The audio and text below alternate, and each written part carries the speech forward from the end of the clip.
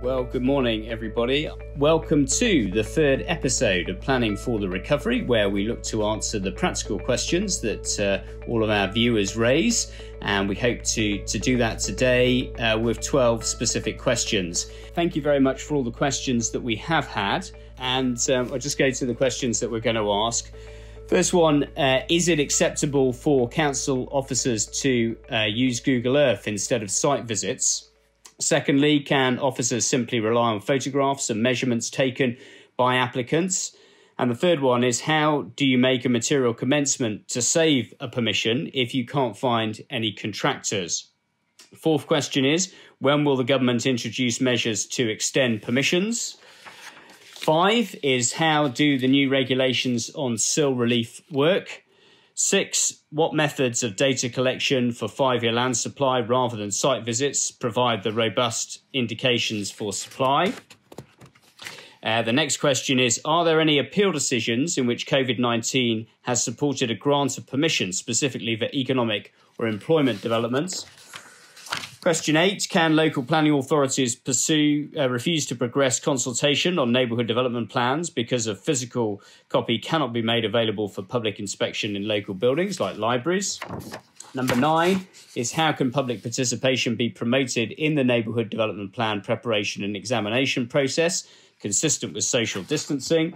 10 is, could future local plans seek to change the distribution of housing to a more dispersed strategy, given the needs for access for open space and scope for more home working?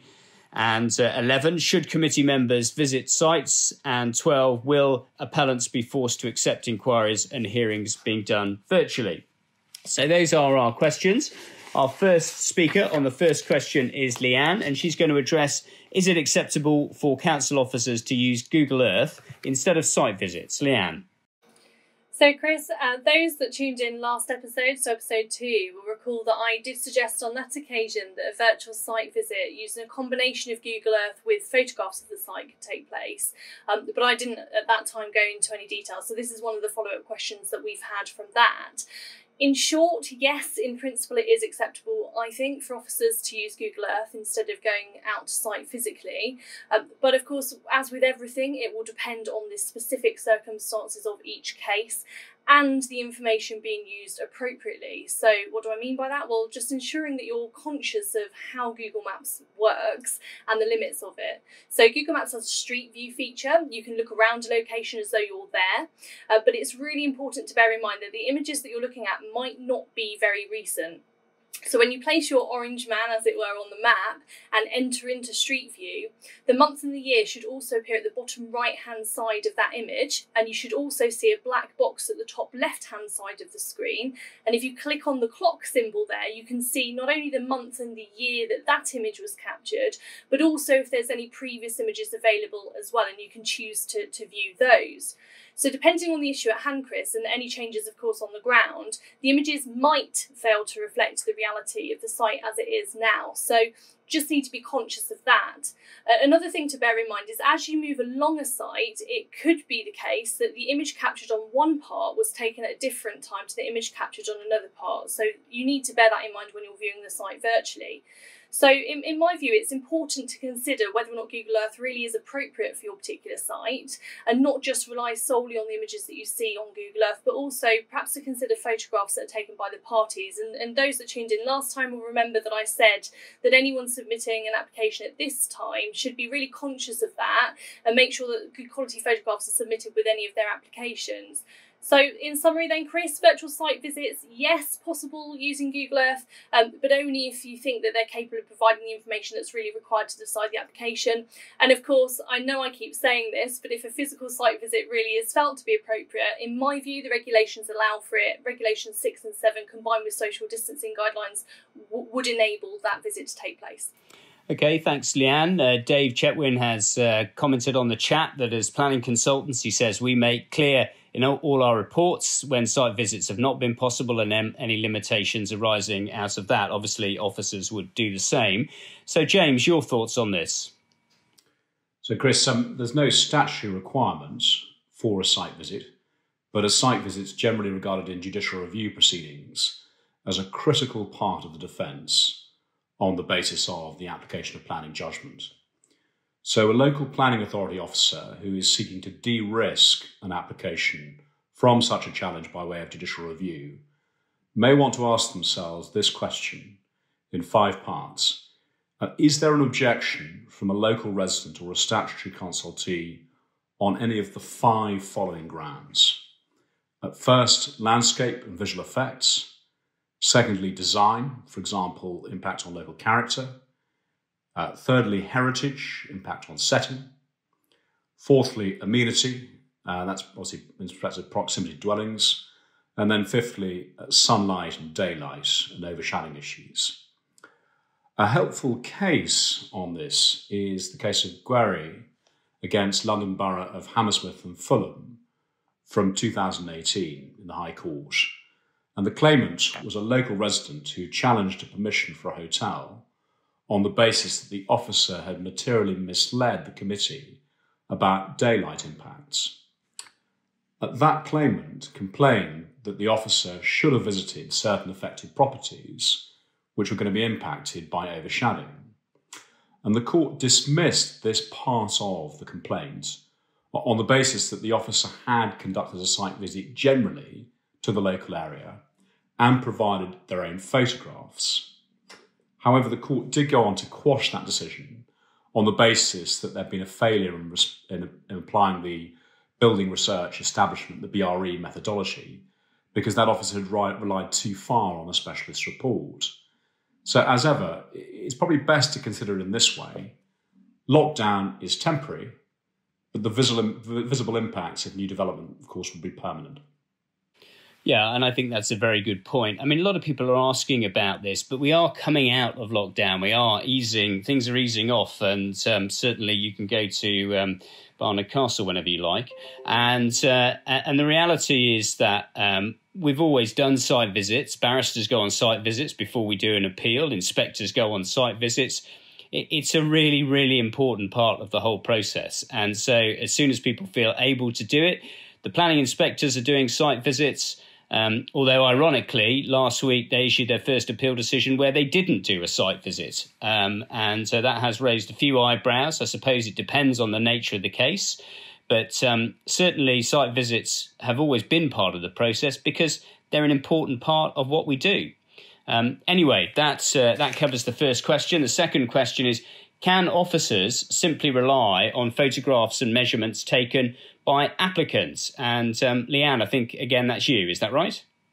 Chris, it is. It links to the question that I just answered. And the short answer really is no, in my view. It should be a combination of that information, tools such as Google Earth, which we've just gone through, expert plans, particularly in relation to measurements, photographs and measurements as well that are taken by locals where possible. So a whole mixed bag, actually, of information to consider there. And as I said in relation to the last question, virtual site visits really should only take place, in my view, if they are considered capable of providing the information that is required to decide the application. And if they are not, and a physical site visit is deemed to be more appropriate, then in my view, as I've said, the regulations would allow for it. Regulation 6 makes clear that you can leave your home for work purposes, and Regulation 7 in terms of social gatherings also has that exception as well. But I must stress that social distancing, of course, at the moment needs to be adhered to when carrying out those visits. Yeah, and Giuseppe Zondra has asked the question, do planning committee members always need to do a site visit as well prior to a committee? There's a fairly emphatic no from Jack there in answer. That's right. I mean, they haven't tended to do the site visits generally if it's particularly controversial, or if they want to defer it for a few weeks, then sometimes the site visit takes place. Thea, your thoughts, please. Thanks, Chris. Well, I agree with everything that Leanne has said, and the extent to which it's appropriate to rely on information provided by the parties will, of course, depend on the context and the nature of the application. So if it's a potential enforcement matter, then measurements might be really important. Likewise, with an application for a lawful development certificate, it might be important to understand the heights of buildings, the distance from boundaries and highways, for example, because of the different restrictions imposed, for example, by the GPDO. So I think where measurements are important to a decision, you'll almost certainly have to go on site and physically check them. Martin Miller raised a really good point as well just in the chat, which is about noise and odour. Obviously, those things can't be assessed through a screen. So if they're relevant to whatever it is that's being determined, then of course someone is going to have to go along physically and stand on site to observe those impacts and be able to report properly on them. And if they can't do them, it's going to have to wait until they can. Yeah, absolutely. We've got Warren Marshall saying the Port of Liverpool and the City Council are willing to make a decision at the Port of Liverpool. Sorry, the City Council willing to make a decision based on aerial photographs. But he does point out it helps that the application is non-contentious and there's been no objections. And I think that's a very important point, tying in with what James was saying earlier. Yeah, thank you very much, Thea. So the third question is, how do you make a material commencement to save a permission if you can't find any contractors? And that's a very sensible, practical question. I'm going to start with that. The first thing to say is that obviously the government's position on the construction industry has been somewhat ambiguous. They say they never intended to stop any construction work, but certainly the major house builders and many others believed that there was a view that it was inappropriate to carry on. And therefore, it's a very ambiguous situation. Most local planning authorities have been continuing with conditions, planning officers, including my sister, continuing to work and work continuously at home to discharge conditions and prove reserved matters and so on. So it may be said when we look back on this, well, you know, there really wasn't much of an excuse, particularly if your permission lasted a long time, that you didn't get contractors lined up. However, if that is the case, then obviously you want to get evidence of that you couldn't get anybody, and that would be a material consideration in considering whether to grant a second planning application. But there is a great deal of case law about what is required, and it isn't a great deal, actually. There's lots of cases on this. One case in particular is the Malvern Hills case, where the pegging out of an access road was considered enough, so you wouldn't really need contractors for that. I have to say, I would envisage that people would do a lot more than that. The advice we usually give is to do more than is required. You don't want to end up in court arguing about whether there was a material commencement. But certainly that will fit into the general view that people should have got on with it rather than let it go, because it will be said that very little was actually required to achieve it, even if you couldn't find contractors. Obviously, it all depends on the circumstances of the case, but that is plainly relevant. And Jack, your thoughts on that? Yeah, Chris, it seems to me the biggest hurdle is likely to be discharging pre-commencement conditions in time. Actually commencing development as a doddle, as the threshold is very low. And as we've explained in the case law, it's littered with examples of how little is actually required, including, as you say, pegging out the land or digging a trench. And it seems to me there's no reason why the modest works required to satisfy commencement necessarily need to be undertaken by contractors. Okay, thank you very much, Jack. Then our fourth question is, when will the government introduce measures to extend permissions? And that's you again, Jack, yes? Yeah. Many in the planning world, including you, Chris, have been frustrated that the government has not pulled its finger out and copied what's been done by the Scottish government. The emergency measures in the Public Interest COVID-19 Act of 2020 and the new Section 25(1)A of the Planning and Development Act 2000 both provide a blanket extension of 6 months to permissions expiring around this time. So that's what they've done in Scotland. How could this be achieved in England and Wales? Well, there are a number of ways to skin the cat. One way would be to amend sections 91 and 92 of the Town and Country Planning Act that regulates the time limits. Or you could add a freestanding section extending the time limits. A second thing which could be done would be to add a permitted development right. So you could amend the GPDO to provide a new class of permitted development, allowing that to be permitted for development undertaken within 6 months of the expiry of the planning permission. And this permission development right would need to be conditioned to ensure that the conditions from the original planning permission carry over and apply, including any planning obligations. Another way which it could be done would be to issue guidance reminding local authorities that they have a discretion under Section 2 of the 1990 Act to extend the 3-year period when granting new permissions at this time. Or they could publish guidance to confirm that in these exceptional circumstances, an extension of the time limit imposed on a permission by way of condition may be considered to be a non-material amendment as far as Section 96A is concerned. So that's what could be done. Will the government follow in Scotland's footsteps? It's not quite as simple and as straightforward as it first appears. So first of all, what is the scope of any extension? Will the extension apply to all permissions? If so, will it have a retrospective effect so as to apply to those permissions which have elapsed post-shutdown? Secondly, the changes will have to be reconciled with different environmental regimes. So this may require some nimble footwork by parliamentary draftsmen. For example, what would happen to a permission which was granted at a time when the baseline conditions were different? If a lapsed permission is to be revived by a change in legislation, this will create a new chapter in the planning history. How does one create a fresh permission without triggering the need for screening or for new information? So all of these are surmountable, but does require considerable care. Yes, I couldn't agree with you more, actually, Jack. And, sorry, I'm muted. James, you. So, Chris, what more can I add to such a comprehensive summary from recently appointed Deputy District Judge Smythe, sitting part-time? I think, very briefly, I mean, the Section 96A route is interesting, but it's likely to be highly controversial and will end up in litigation. So proceed with extreme caution before taking that non-material amendment route. Secondly, the central problem with planning primary legislation, i.e. acts rather than regulations, has been with us for some time, at least since 2010 in my recollection. And effectively, there are three issues here. The legislation takes considerable time to draft and consult on internally before it even makes it to Parliament.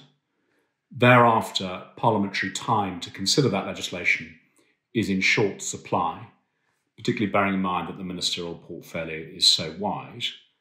And thirdly, that legislation can then often be respectfully hijacked at the parliamentary stage due to the political controversy of the underlying subject matter. See, for example, the various add-ons in respect of the requirement to take account of neighbourhood plans. So in short, what we have here is a pre-lockdown constitutional problem, which has developed an acute character for the planning system during the current crisis. Yeah, absolutely. And nobody can say for certain. Now, I've been in contact with Simon Gallagher, who is the Director of Planning at the Ministry of Housing, and he says, be patient. A number of people from the Development British Property Federation believe that they have been given an indication that this is coming. So we think it is going to be soon. That we follow Scotland's lead, but of course it hasn't happened until it's happened. So hence all those very sensible questions beforehand about what do you do if there aren't contractors and what is required. Can I just say, Rebecca Warren of Crest Nicholson also asked, if you are going to carry out some pre-commencement works, is it better to agree that with the authority beforehand? And as Thea and I and everybody would reply, I think, the answer is undoubtedly yes. Well, not binding on the officer. It's obviously very difficult if the officer then said, well, I know I said this, but actually what I meant was that. So a very good idea there, Rebecca, to get it agreed with the authority. OK, we're going to move on to our fifth question. How do the new regulations on sill relief work? And back to you, James.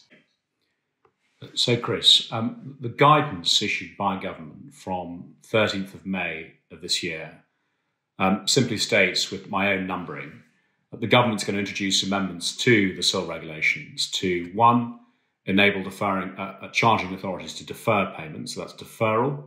Secondly, to temporarily disapply late payment interests, so that's disapply.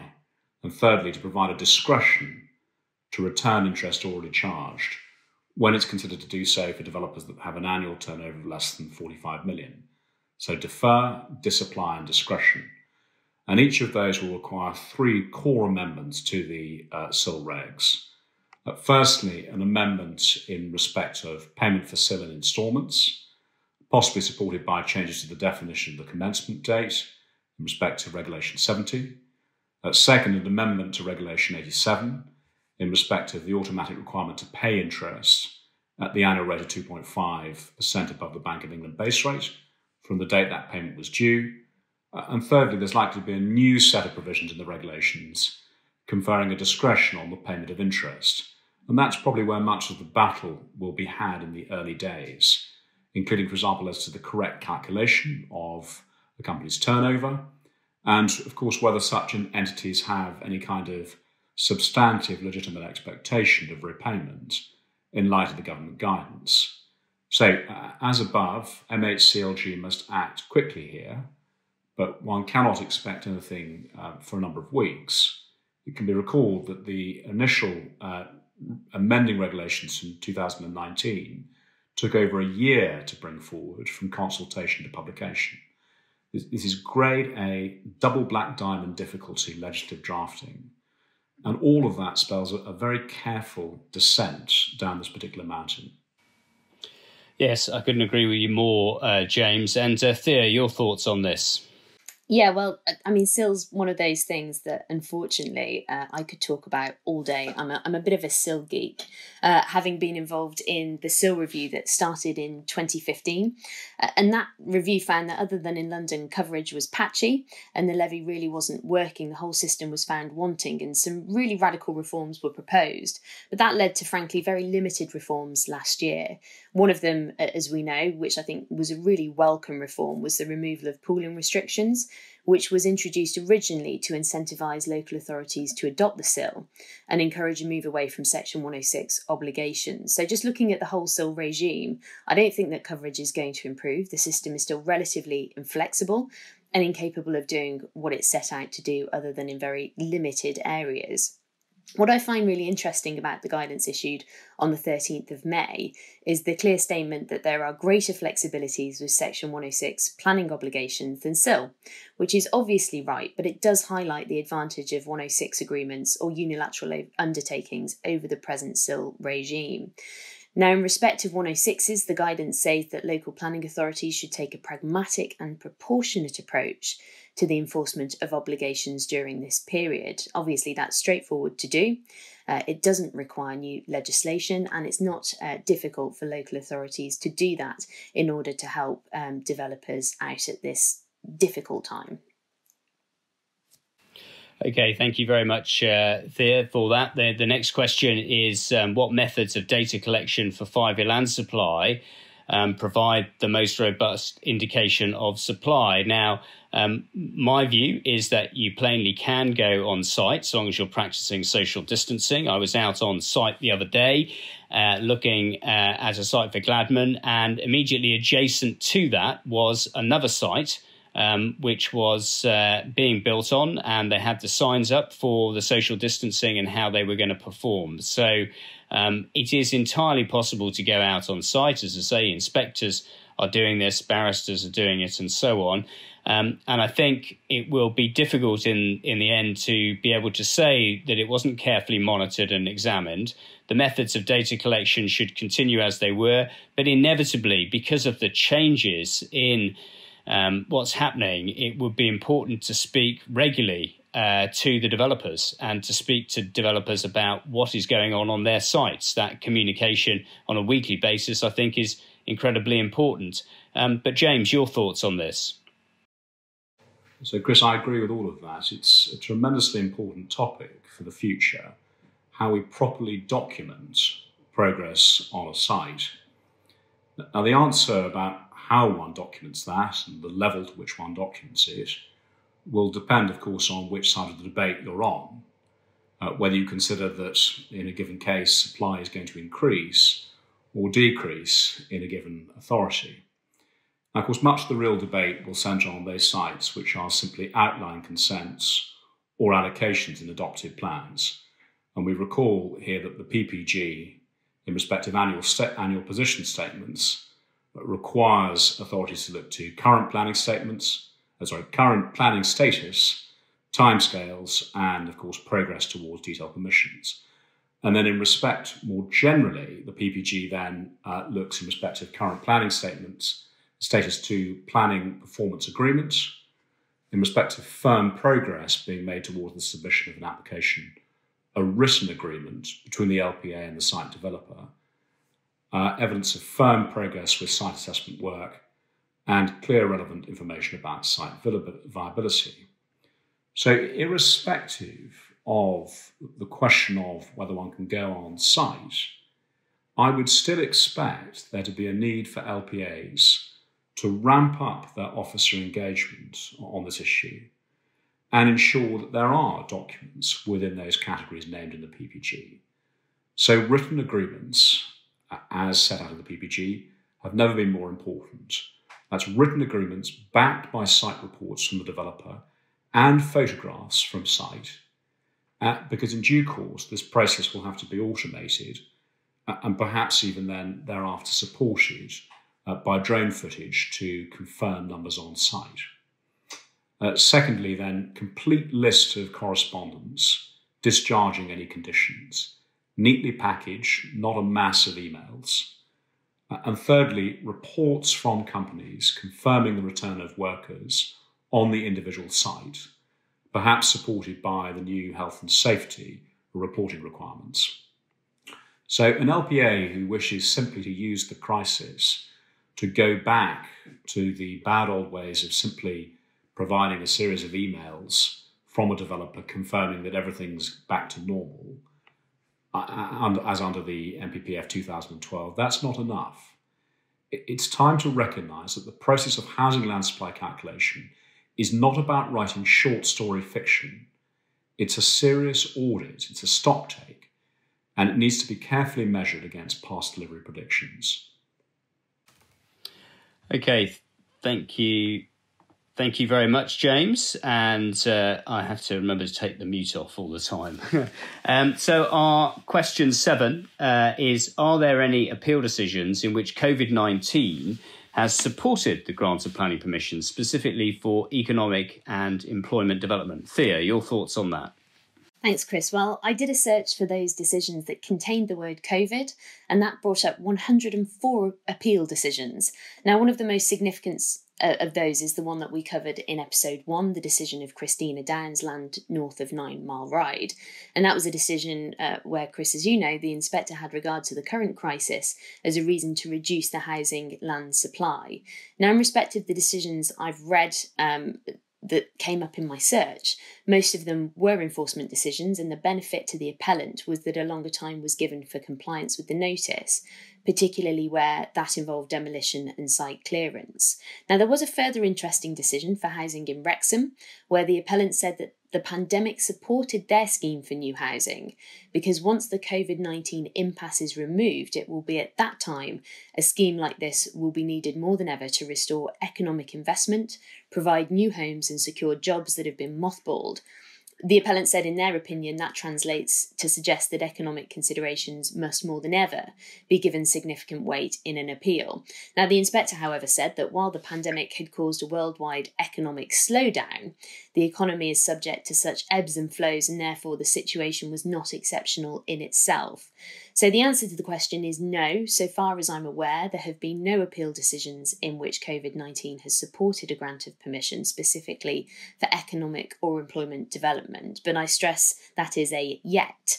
I think there are bound to be such decisions in due course. But we don't yet have the evidence of the economic and social impacts of the crisis to make a really cogent case. I think parties need to keep a close eye on what is happening with that evidence base and be prepared to make submissions in due course, because I suspect the question is going to crop up at inquiries and hearings for months, possibly years to come. Yeah, I completely agree. I think it's a little bit too early because we don't know what the state of play is with the economy and how significant that is. Really, this is a macroeconomic issue. This is for the government to decide and to issue a written ministerial statement if they do want to go back to where they were in 2008, which is to focus on the delivery of new houses as part of economic growth because of the economic downturn that was then there and which we're now experiencing now.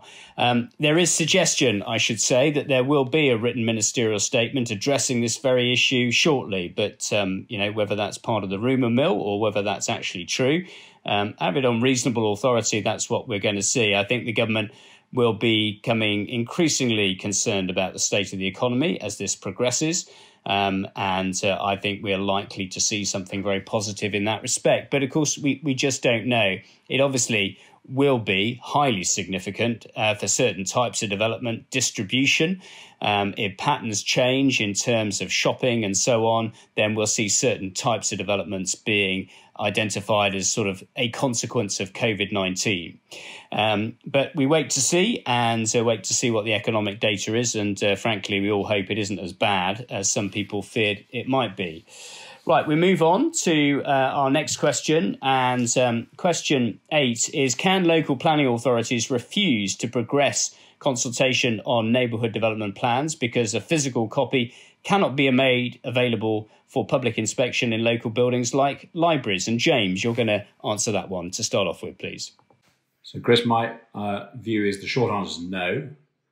The neighbourhood planning regulations in 2012 adopt a very light touch approach to physical inspection requirements. The test for publicising decisions and consulting on area designations, pre-submission plans, post-submission examination plans and decisions is to publish on their website and in such manner as they consider is likely to bring the application to the attention of people who live, work or carry on business in the area. And that's generally followed by a requirement then to publicise details of where the relevant documents, inverted commas, may be inspected, where Regulation 3 of the regulations defines inspection simply as inspection by the public.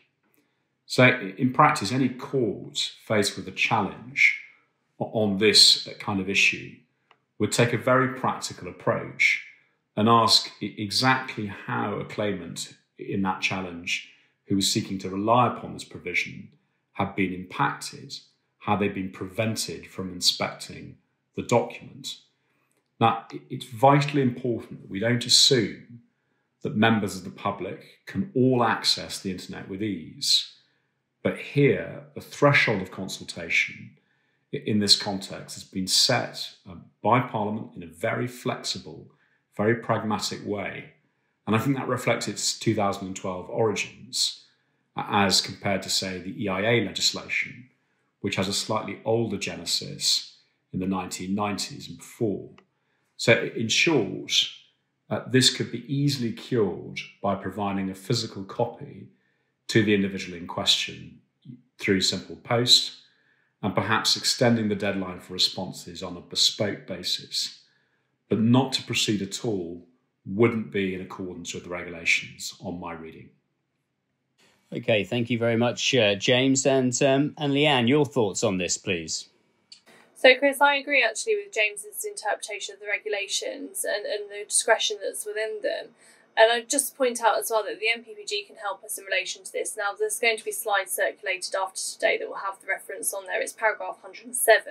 And that emphasises, first, that it isn't mandatory that engagement is undertaken using face-to-face methods, and also that it isn't mandatory for copies of documents to be made available at a physical location either, and they can be available online instead. But that said, as James has pointed out, the PPG also does say that you need to demonstrate that all groups in the community have sufficiently engaged, such as those without internet access, as James has picked up upon, and more targeted methods might be needed for those persons, including telephone and writing. So it is clear that sensible thought does need to be applied in terms of how practically one reaches the wider community, but sufficiently engaged doesn't mean every single person needs to be reached. Plainly, alternative methods do need to be available, and I think James's suggestion of being prepared to provide physical copies and extend deadlines is a wise one. I also note, finally, Chris, that the PPG does suggest that LPAs might be able to advise neighbourhood planning groups on suitable methods as well, both in terms of reaching certain groups in the community, but also providing communities with access to physical copies of documents as well. So neighbourhood planning groups should go to their LPAs, and LPAs should be providing that information for them.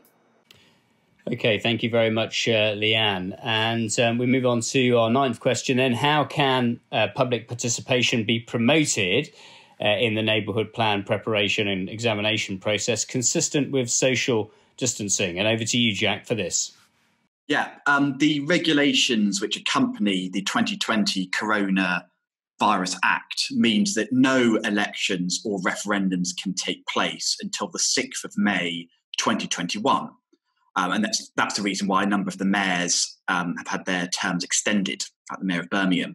But this prohibition includes neighbourhood plan referendums, and these provisions will be kept under review and may be amended or revoked in response to changing circumstances. In the meantime, the updated current planning guidance sets out that neighbourhood plans awaiting referendums can be given significant weight in decision-making. The guidance, which was further updated on the 13th of May of this year, also provides further advice on the implications for conducting publicity and consultation and examinations. So it seems to me that the regulations can now be revisited. I can see no reason why a socially distant referendum cannot take place. Alternatively, a postal-only ballot. It seems to me it would be needlessly cautious to continue with a blanket ban on all referendums across the whole of the country for another 11 and a half months. But of course, the referendum is the final staging post on the journey. There's no reason why neighbourhood plans cannot proceed so that they are oven ready for referendum as soon as the government allows. Site visits can be undertaken by consultants, meetings can be undertaken remotely, and in due course, consultation and in-person meetings can take place. I don't anticipate that the restrictions which are likely to stay in place the rest of this year should prevent neighbourhood plans progressing.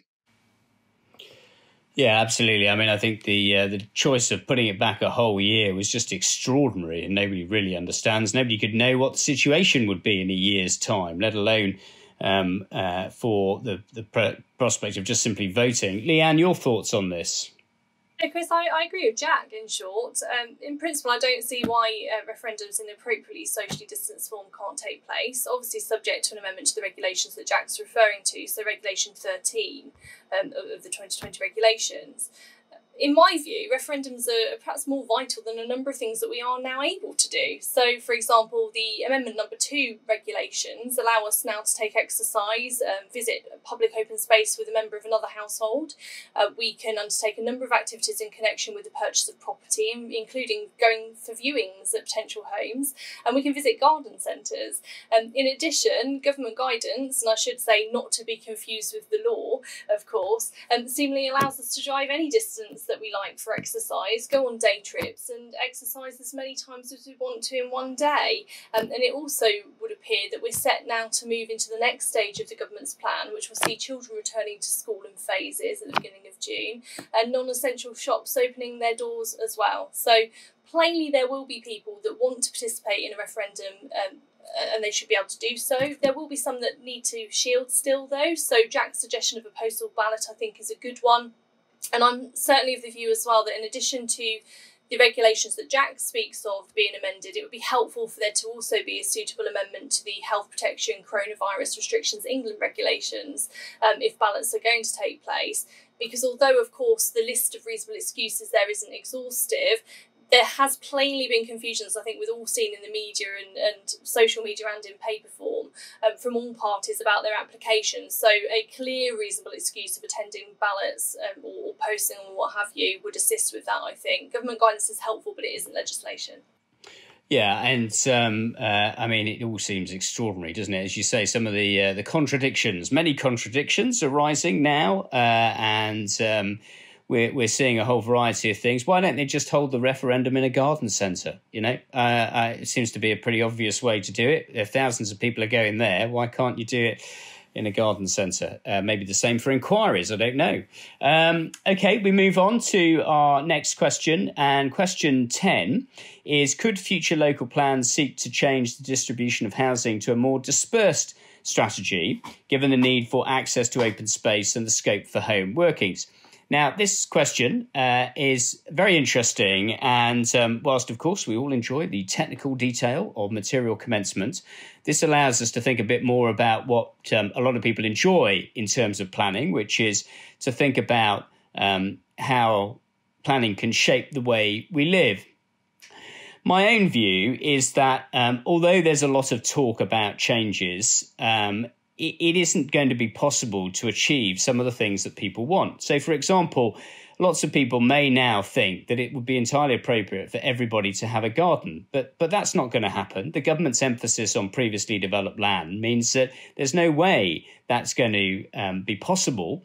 And so the idea that radical change will happen to the dispersal and location of housing when we've had years of focusing on sustainable development, focusing on the larger settlements, focusing on previously developed land, I think is unlikely, although obviously some applicants will raise it. I think where we will see changes is possibly the use of road space and see more space for cyclists, not just on a temporary basis, and pedestrians as well. However, this is a terrible pandemic that may yet happen again, and we don't know, and let's hope it never does happen again. But if this were to happen a second time, then I think a serious look would be taken at the idea of dispersal and making sure that people did have more space and did have private gardens, and to make that a condition of every form of new home. That might be possible. We certainly only have developed 11% of England, and so there's plenty of space out there. But for the moment, I think whilst applicants may raise this, we're unlikely to see a move away from flats. But I may be wrong. Who knows? Some councillors may think we've had enough flats already. So I'll pass that question over to Jack as well. Chris, just to pick up your last point, a countervailing pressure against the appetite to have more dispersed living with gardens is it's likely to be a rising number of vacant office premises which could be converted into residential accommodation as permitted development.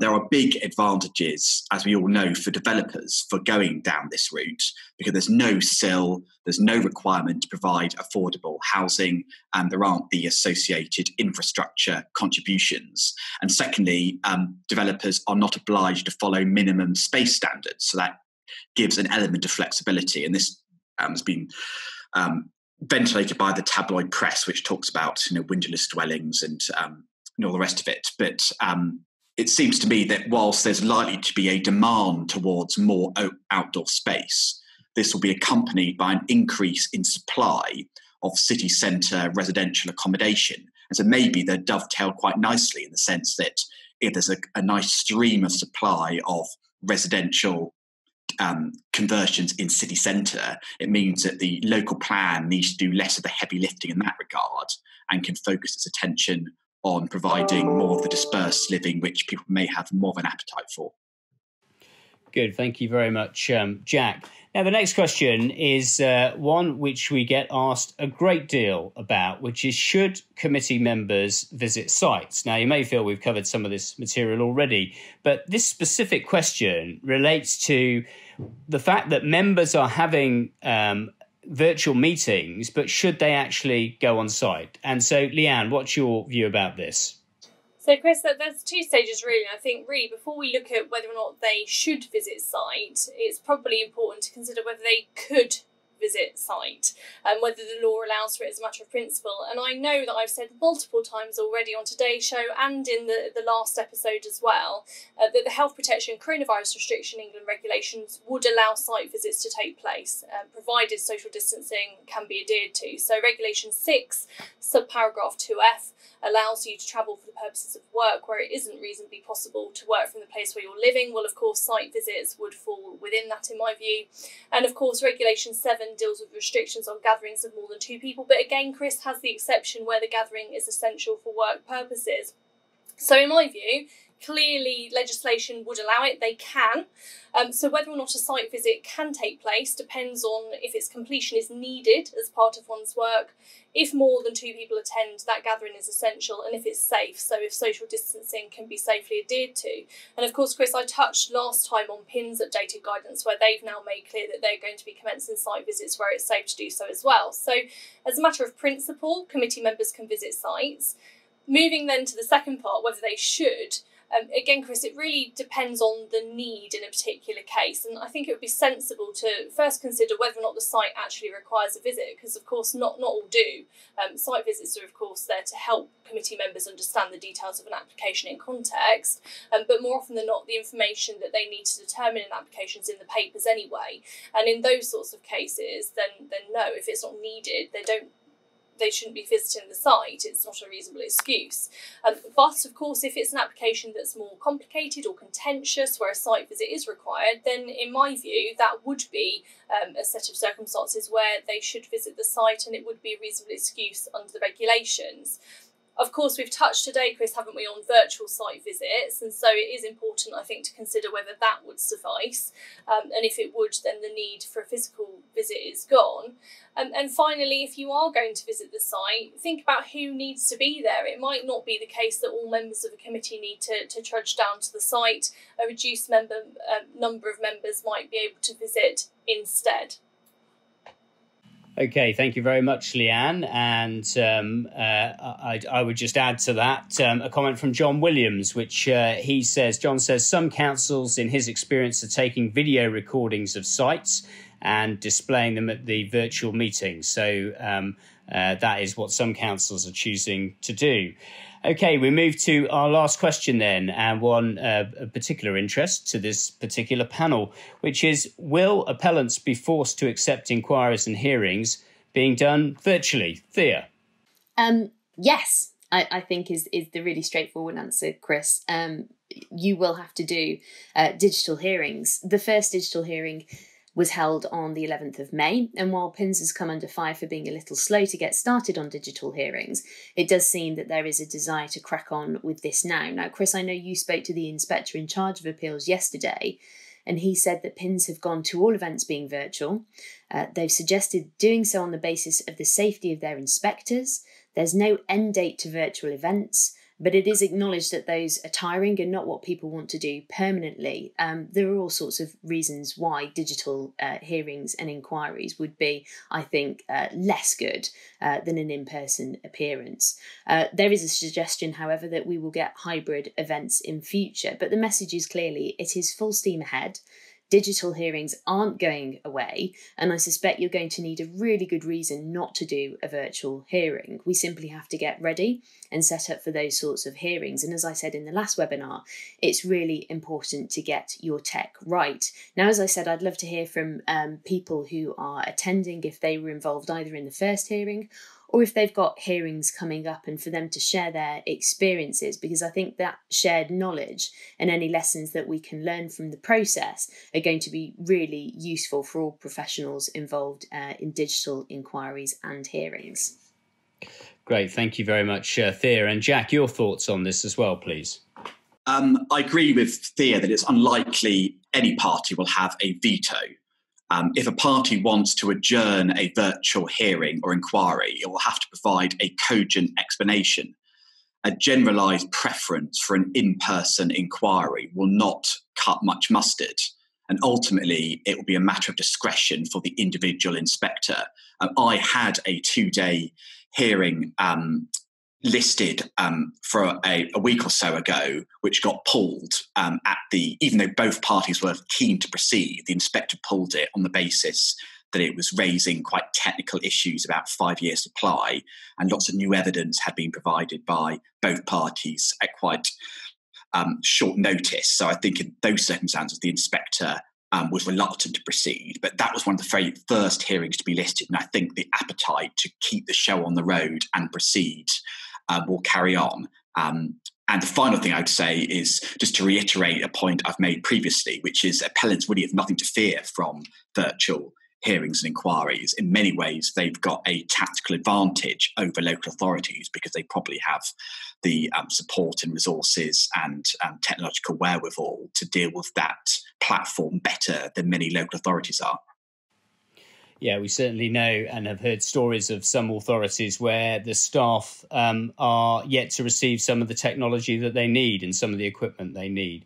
I'll just add, if I may, to this, what I think has happened, which is that PINS were suffering from a real problem of asking for candidate inquiries and hearings and then having one party object, whether it's the local authority, might have been the developer or residents. And so they were in a complete impasse because they couldn't proceed on that basis because somebody was objecting. I think what the minister making his statement, Robert Gendrick, has done has meant that PINS can now say, well, the default setting is that it's an inquiry that is done virtually or a hearing done virtually. And the minister suggested and PINS have suggested only in exceptional circumstances will not take place. So that has dealt with those who are seeking to stop inquiries going ahead at all. And that's very, very positive. At the same time, the minister announced that 20 were going ahead at the end of May and June. And I asked at the planning inspector whether that was the case and if they could tell me the cases. I think what's happened is to make sure that there are 20, they've turned everything that was going to go ahead in June into a virtual event.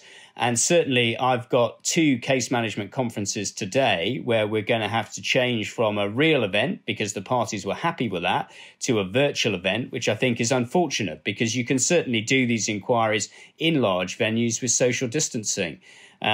But as it stands, it's virtual for now. There is no answer as to when the virtual proceedings will end. And I think we just need the government to be clearer. My own view is Boris has said we'll be back to normal in July. And really, as late as September, I think we should be back to normal events. I certainly hope that's the case. OK, well, that's all of our questions answered. Thank you very much from me and from all of the panel. Thank you very much for everybody who joined us. Do send in your questions to us or marketing at Number 5 Chambers so we can address them. We'll be back in 2 weeks' time and look forward to answering your questions then. So from all of us, goodbye.